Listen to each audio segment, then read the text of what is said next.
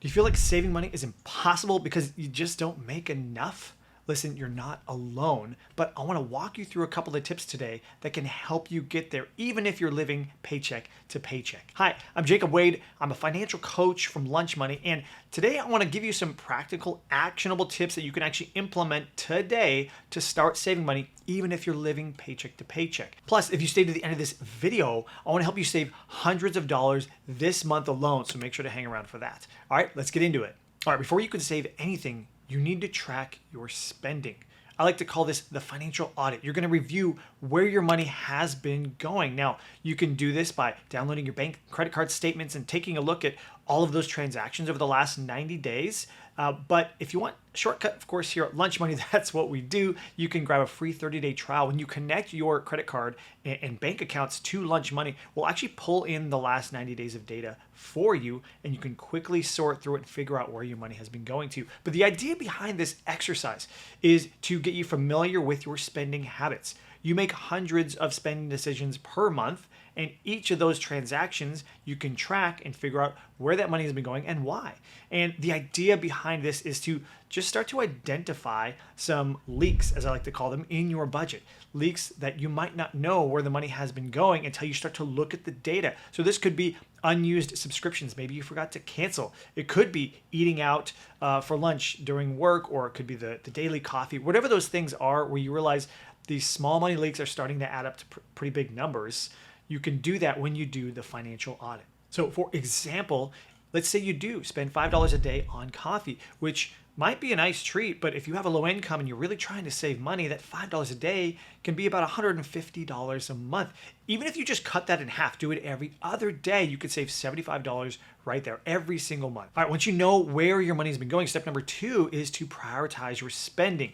This could be known as a budget. I like to use the 70-20-10 rule when you have a low income. So the idea is to split up your spending into buckets so that it forces you to live within those parameters. So 70% of your income should go to your needs. This is your mortgage or rent costs. This is your groceries. These are utility bills. This is transportation costs, insurance, your cell phone bill, things that you need to live. These are essentials only. Only up to 70% of your income should go toward those things. Now, the next 20%, the 20 part of the 70-20-10, is where you can start spending money on the things you want. Yes, living on needs only can help you save more money, but it's also kind of miserable. So if you actually want to stick to this budget, make sure you take about 20% of your money, start putting it toward the things that you want to spend on. This could be eating out. It could be that daily coffee we talked about. It could be some subscriptions that you enjoy, but try to keep it within those bumper lanes of just that 20%. And then finally, you're going to allocate 10% of your budget towards saving or debt repayment. The idea is to always treat these things like a bill. Take 10% of your money no matter what and start to put it toward those things. So for example, if you take home $4,000 a month, you're going to reserve about $2,800, 70% of that for your needs to make sure your bills are paid. Then you can take 20% of that, about $800 a month, and spend it on the things that you want to spend it on. And then finally, take $400 a month, that 10%, and start to put that aside toward your savings or debt repayment or other financial goals. And now listen, these numbers might be different for you. You might spend 85% of your money on needs and you have very little room for wants, but the key is to just start saving something. So maybe you save 5% and you start to work your way toward that 10% number. Eventually, saving up to 20% of your income would be the goal. But right now, when you're feeling tight, just make sure you could try to hit that 5% number or 10%.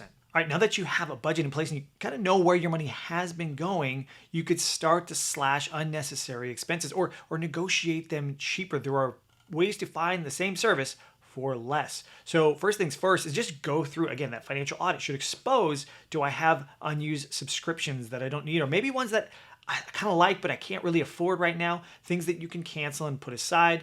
Is there a waste in my budget? Is there ways that I can get those expenses lower? The second thing would be maybe you swap out name brands for generic brands. Maybe you can do some meal planning to lower your grocery bill. Maybe you can start making lunches at home, right? It's these practical tips that might feel like a bit of a hassle, but those small things are like compound interest toward your savings. Those 1% differences will make a massive difference in your monthly budget.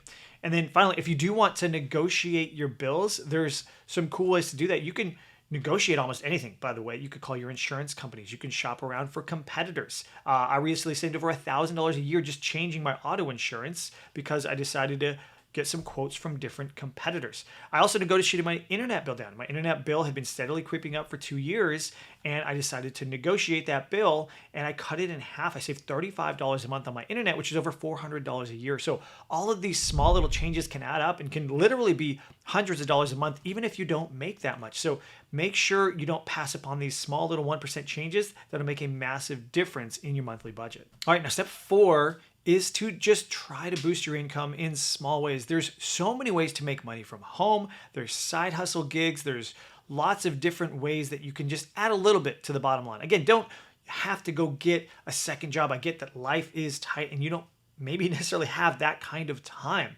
But if you could start to maybe sell some things on eBay or Facebook Marketplace that you no longer need, or maybe you can find a hobby of finding good deals at thrift stores and then selling those items, packaging them up, and getting them sold online.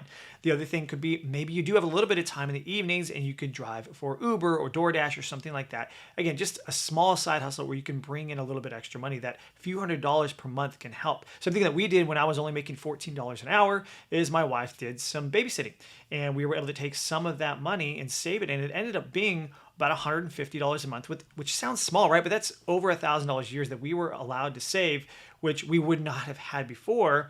And she just spent, one evening a week babysitting. So finding those small little side hustles, side gigs, and ways to find extra money can, again, those 1% differences start to stack and you'll accumulate savings. So now you're saving more in your budget, you're adding a little more to your bottom line, and now you could be saving several $100s a month. All right, now step 5 is to automate that savings. Remember we talked about that 10% savings amount, and maybe even for you, it's just 5%. Maybe that's just a couple $100s a month. But the idea would be to make it a regular habit to transfer that money out of your checking account, out of your spending account, and over to a savings account. I like to pick a high yield savings account that's outside of my regular bank so I can't touch it that easily. But just moving that money over, even $10 a week, is $520 a year saved. Again, every little bit adds up. And if you automate the process, then you just treat it like a bill. It's like, oh yeah, this is like my utility bill. I'm putting $100 away per month, and then that will add up over time. But the idea is to build that habit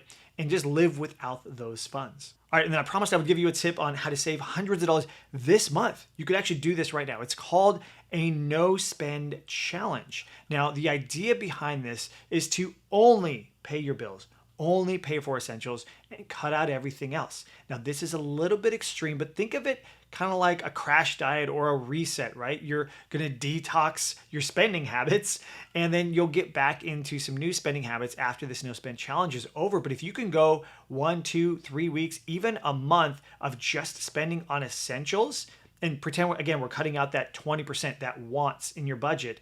If you make $4,000 a month and we can cut 20% of your budget just for 1 month, you could save $800. $800 by just cutting out those wants. And by the way, most services you could hit the pause button on. So Netflix, right? You can log into your subscription services and say, hey, I want to pause my subscription. You could give yourself a break. Again, this isn't a forever thing, but this no spend challenge alone could stack $800, maybe $1,000 into your account along with all the other changes. And if you add a little bit of a side hustle to that on the side, right, you can see how quickly and powerful this can be to your bottom line. And so, for example, maybe your no spend challenge isn't no spending on any wants, but maybe you take that one expensive want. Maybe you uninstall Uber Eats from your phone and you could save maybe $150 for the month. Whatever that is, I know everybody's got a different circumstance, but just choose one thing, find a way to just not spend on that for a month, and you can literally set aside hundreds of dollars by this time next month. All right, if you want to save money fast on a low income, it's all about making small changes that add up to a lot of savings. Track where your money is going. Find ways to negotiate and lower your bills. Take little side hustles to boost your income, even if just for a short time. And then don't forget to try a no spend challenge if you want a quick boost to your savings account. And here at Lunch Money, we specialize in helping you track your money and save more and setting those financial goals. You can grab a free 30-day trial of the Lunch Money app below, no credit card required. I want you to give it a shot because what you can do is connect your account, see where your money has been going, and then set up that 70-20-10 budget and start to allocate money toward those savings goals. Then we'll actually show you when your bills are going through on our calendar view. So you'll know, hey, here's some subscription expenses that I might not have even accounted for. You could go through and cancel those things and start to add more to your bottom line. So again, if you're interested, we would love to help you out. Check out the link below. You can get 30 days free for using Lunch Money today. And if you want even more savings tips, I have 12 more frugal tips to save money with small changes right here.